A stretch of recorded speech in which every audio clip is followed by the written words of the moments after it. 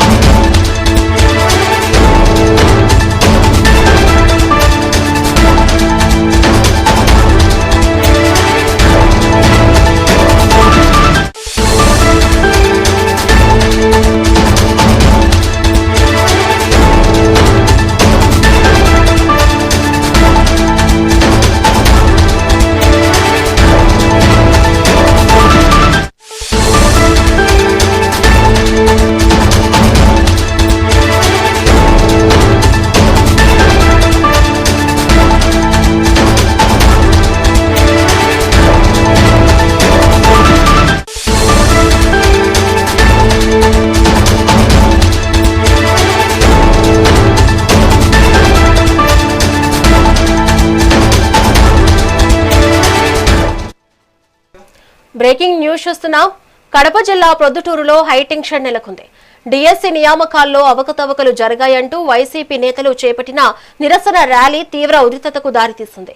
ర్యాలీకి అనుమతులు లేవంటూ పోలీసులు ఇప్పటికే పలువురు ముఖ్య నేతలకు నోటీసులు జారీ చేశారు. అయినప్పటికీ ర్యాలీ నిర్వహించేందుకు వైసీపీ నాయకులు సమాయత్తం కావడంతో మున్సిపల్ కార్యాలయం వద్ద పోలీసులు భారీగా మోహరించారు. నిబంధనలు ఉల్లంఘించి అనుమతి లేకుండా ర్యాలీ చేపడితే చట్టపరమైన చర్యలు తప్పవని ప్రొద్దుటూరు సీఐ కొండారెడ్డి హెచ్చరించారు.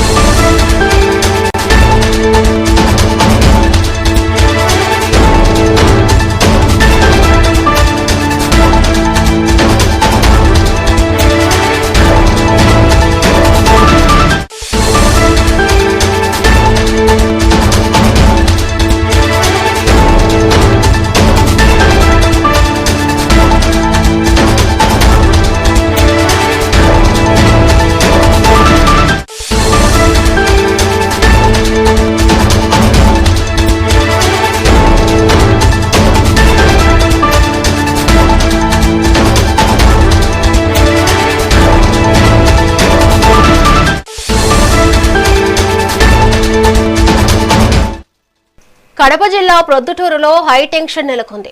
డిఎస్సి నియామకాల్లో అవకతవకలు జరిగాయంటూ వైసీపీ నేతలు చేపట్టిన నిరసన ర్యాలీ తీవ్ర ఉద్రిక్తతకు దారితీస్తుంది. ర్యాలీకి అనుమతులు లేవంటూ పోలీసులు ఇప్పటికే పలువురు ముఖ్య నేతలకు నోటీసులు జారీ చేశారు. అయినప్పటికీ ర్యాలీ నిర్వహించేందుకు వైసీపీ నాయకులు సమాయత్తం కావడంతో మున్సిపల్ కార్యాలయం వద్ద పోలీసులు భారీగా మోహరించారు.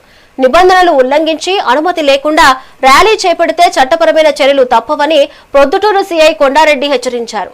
ఇక దీనిపై మరింత సమాచారం మా ప్రతినిధి సురేష్ అందిస్తారు. సురేష్, చెప్పండి.